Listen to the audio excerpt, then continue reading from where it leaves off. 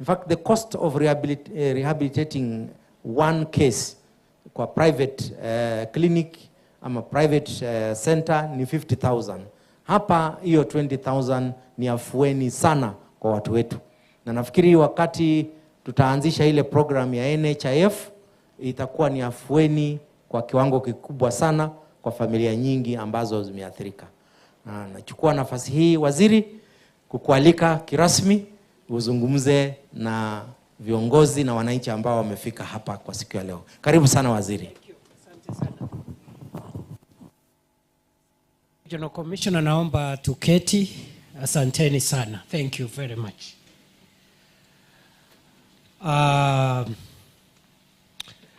Viongozi wote, maofficers na wananchi, hamjambo. Hamjambo tena. Bwana asifiwe. Asante sana. Kwanza kabisa niseme nimefurahi kufika hapa Ihururu Center, ambayo ni center yetu ya treatment and rehabilitation kwa vijana wetu ambao wamepata shida ya uraibu wa vileo na madawa ya kulevya. Nataka kwanza niwashukuru kwa sababu jana jioni wakati nimefika Nairobi, ndio nimepanga kuja hapa siku ya leo asubuhi. Kwa hivyo nataka niwashukuru kwa sababu nimeona mmepata muda, na mtaniwa radhi kwa sababu siku hiyo ingine nitakuja nikiwa na muda kidogo wa kukaa. Nataka niseme kitu cha kwanza ya kwamba hatari ya madawa ya kulevya, pombe haramu iliyo na sumu, ni mojawapo ya changamoto tatu zile kubwa zaidi za kiusalama katika taifa letu la Kenya. Kwa sasa hivi tuko na matatizo mengi ya kiusalama, na kati ya yale matatizo matano makubwa ambao tumeyapa kipaumbele kama Wizara ya Usalama wa Nchi, kati ya shida tano kubwa za kiusalama, shida ya uraibu wa pombe na madawa ya kulevya iko katika nafasi ya 3 ya shida hizo 5 ambazo ni kubwa. Shida ya kwanza ambayo inatatiza usalama wa nchi yetu ni ugaidi. Ya pili ni shida ambaye inaathiri sehemu kubwa kaskazini mwa nchi yetu, na ni shida ya uwizi wa ng'ombe, kutumia nguvu na mauaji ambayo yanatekelezwa na wezi wa mifugo. Shida ya 3 ni athari za madawa ya kulevya na vileo vilio na sumu, ambayo ni shida inahatarisha kuharibu kizazi kizima na itaathiri vikubwa usalama na udhabiti wa nchi yetu kama hatutachukua hatua za dharura. Tuko na changamoto zingine kama vile masuala yanayoibuka na watu ambao wanavuruga usalama wetu wakijisingizia misingi ambayo ni misingi labda ya kidini, misingi ya kimila ama misingi ya kisiasa. Tumeona uvunjaji wa sheria katika sehemu nyingi katika nchi yetu. wengine wamesababisha maafa kwa sababu ya mambo ya dini, kama wale wakora wameua watu kule Shakahola. Wengine wanajificha kama ni mambo ya utamaduni,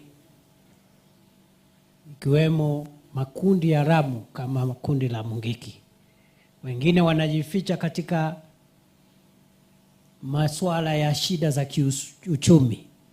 Vijana wengi wameingia katika kuhatarisha usalama wetu kwa sababu ya kujizingizia masuala ya kiuchumi, na hata wengine tumeona hapo mbeleni wameleta vurugu kwa sababu ya mambo ya siasa.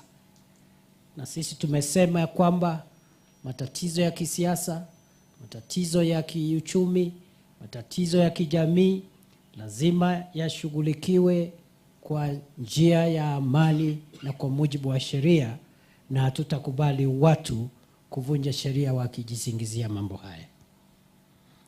Na mwisho kabisa, changamoto tunayo katika nchi yetu ni changamoto ya mabadiliko ya hali ya anga ambayo imesababisha nchi yetu sehemu kubwa iwe inaelekea kuwa jangwa. Hata sehemu ambazo zilikuwa na mvua ya kutosha hapo zamani, mabadiliko ya hali ya anga imefanya watu wetu wategemee msaada wa chakula.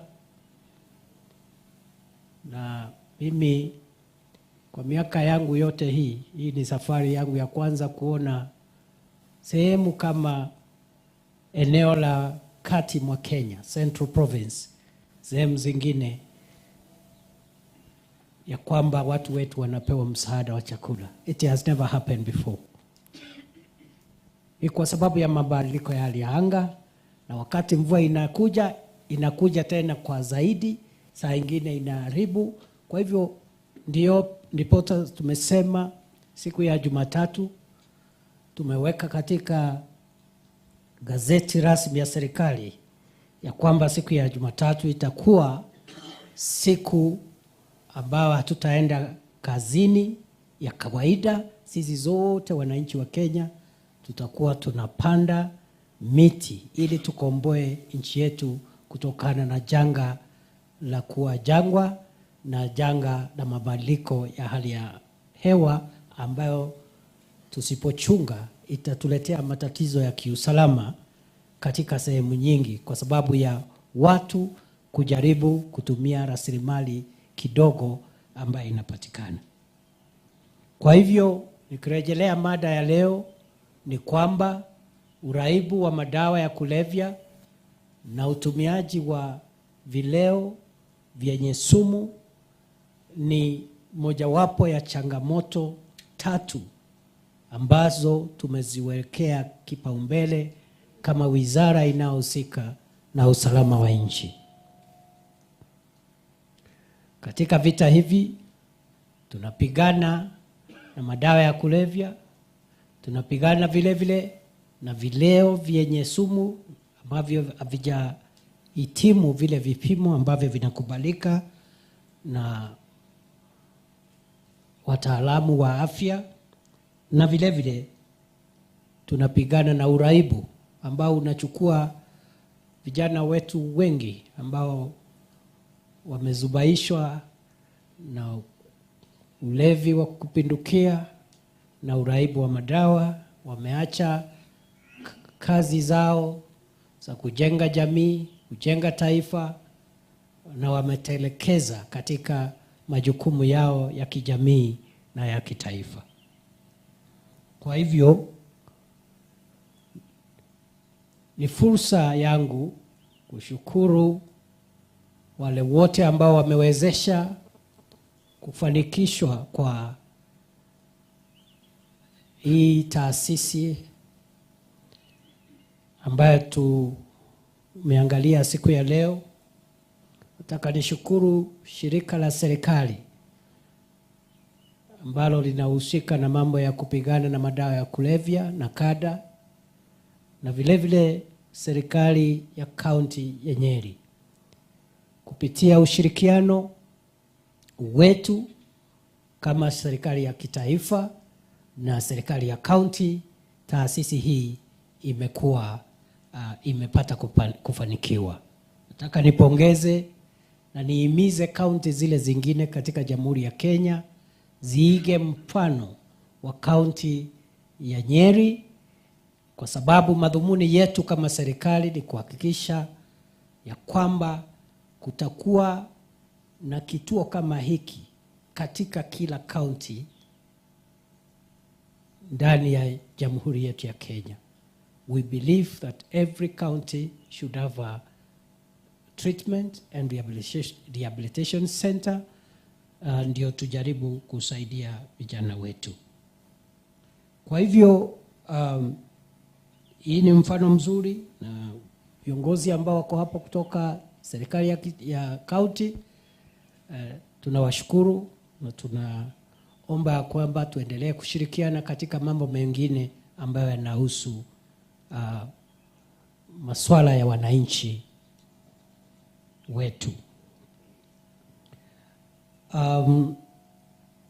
Changamoto ambayo tuko nayo kwa sasa ni kujaribu wale vijana wetu na wale waathiriwa ambao watasaidiwa hapa, wakirudi katika kazi zao na katika familia zao, wasirejee tena katika hii shida ya uraibu.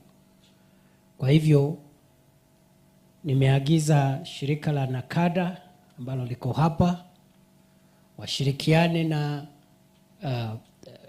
wenzetu wa kaunti, kuwe na mpango mzuri ambao utasimamiwa na NACADA wa kufuatilia wale ambao wamehitimu kutoka kituo hiki na vituo vingine kama hivi, ili tuwasaidie kule nje, tuwafuate kule nje kuhakikisha kwamba hawarejelei tena katika shida ya uraibu. Vile vile tuko na shida ama changamoto kwenda mbele. Lazima tutafute njia wale ambao watahitimu kutoka vituo kama hivi wasaidiwe, wale ambao hawana ujuzi ama ufundi ama utaalamu tuwatafutie ufundi na utaalamu, ili iwe ni njia moja ya kujikimu kimaisha na kuhakikisha kwamba wamefaulu katika maisha baada ya kusaidiwa hapa. Na vile vile changamoto ya tatu ambayo imeelezwa hapa na Deputy Governor pamoja na wale wengine ni kwamba bado kuna kazi ambayo imebaki ya kufanya hapa. Wameeleza vifaa ambavyo bado vinahitajika ili waweze kuhudumia watu hata zaidi.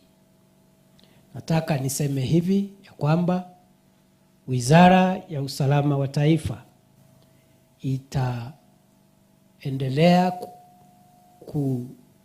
kusupport ama kuunga mkono NACADA kutafuta rasilimali za kutosha ili shirika letu la NACADA litimize wajibu wake ambao ni kupigana na mambo ya ulevi na mambo ya uraibu wa madawa ya kulevya. Niseme ya kwamba vile vile taasisi hii kuwa hapa ina manufaa mengi kwa jamii ya hapa Dedan Kimathi Ward, sehemu hii, kwa sababu sera ya serikali hii ni kwamba vile vitu ambavyo vitahitajika katika taasisi kama hii vitoke katika ile jamii iko hapo karibu. Kama kunahitajika chakula hapa, mambo kidogo kidogo, wakina mama na wanabiashara ambao wako katika area hii wapatiwe kipaumbele ili wapate manufaa ya kuwa na kituo kama hiki.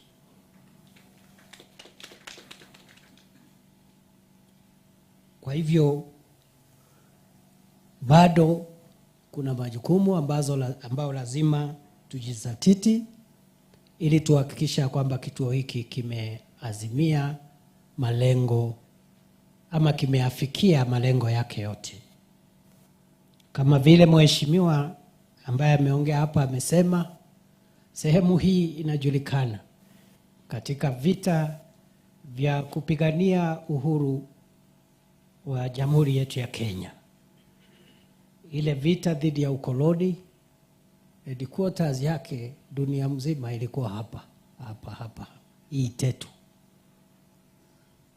Unasikia mpaka ward ni ward ambayo imeitwa kwa jina la marehemu Shujaa Dedan Kimathi.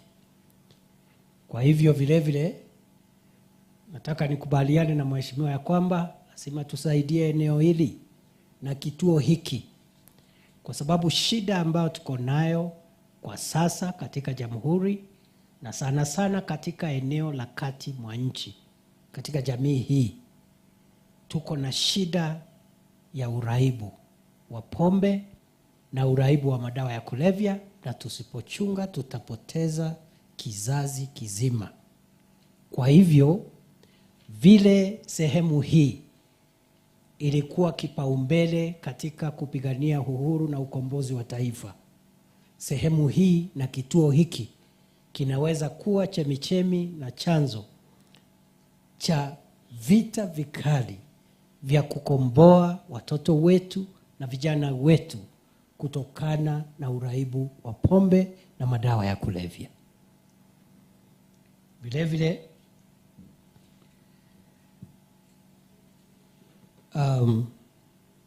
tumeleta sheria mpya ambayo itaweka nguvu zaidi katika shirika letu la nakada kuhakikisha kwamba wako na nguvu zaidi ya kupigana na chanzo, mahali madawa yanatoka. Wako na nguvu ya kutosha ya kuzima mifereji ambayo inatumika kutoa ama kutengeneza madawa ya kulevya na pia pombe ambazo ziko na sumu. Therefore, I want to take this opportunity just to reiterate and confirm that the government of Kenya takes drug addiction, the sale and consumption of illicit alcohol and psychotropic substances as one of the 3 top greatest threats to our national security. As I have said, we have mapped the national security threats that our country faces today, and we have established in order of priority that terrorism remains the greatest threat to our country's existence, followed by armed banditry, and thirdly, the sale and consumption of drugs, illicit alcohol and psychotropic substances. And number 4, the use of violent means to resolve political, religious, or even economic grievances. And number 5, the threat of climate change. That tells you, therefore, this institution is helping us resolve a very serious national security issue. I want to commend the regional security team in this region. I want to commend the county security team in this region and the sub-county teams and all the members of national government administration for taking the war against drugs and substance abuse as a national security threat. And I am happy with the efforts that the team has put here under the leadership of Regional Commissioner Frederick Sisha and the team, and the remaining part of this journey. We must get focused to make sure that we complete this journey and rid our region and our country from this threat.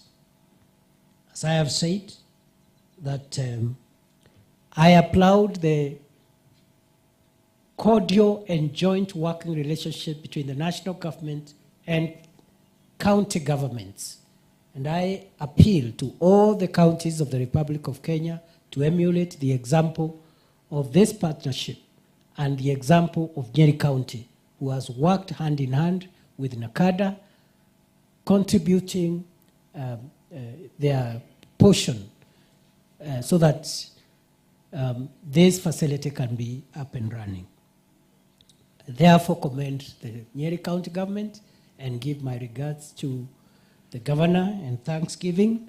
And on behalf of the national government, we pray that we will have many more of this kind of partnerships.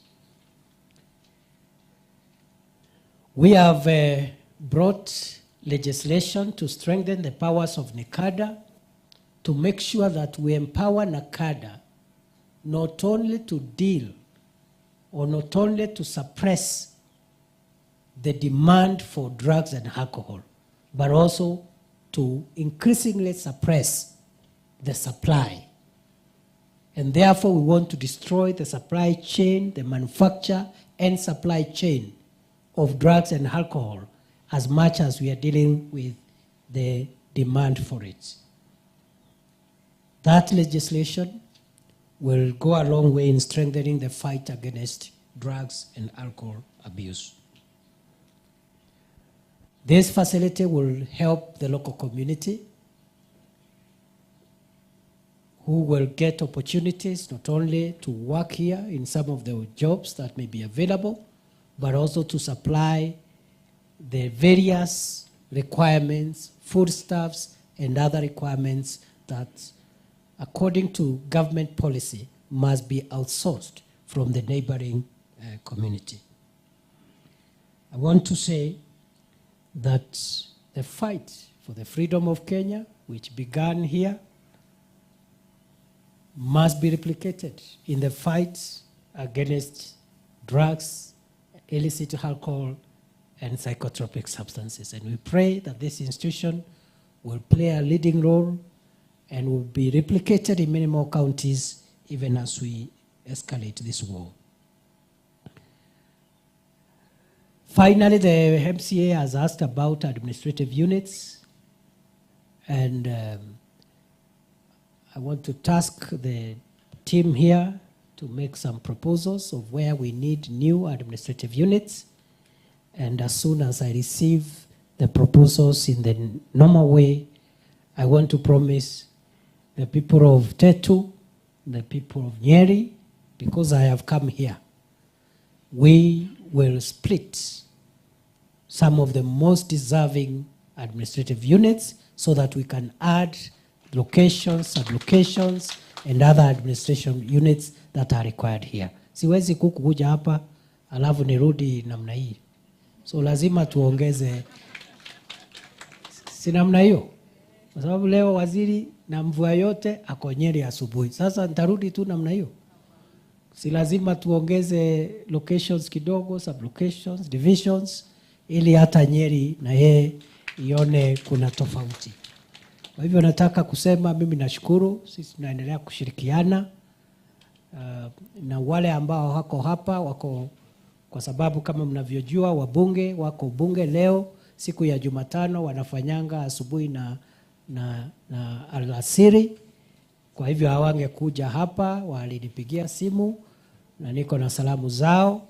Mbunge wa hapa, vile vile mheshimiwa women rep wa hapa, na kama deputy governor amesema, hata governor alikuwa amenieleza hako shughuli nje ya county.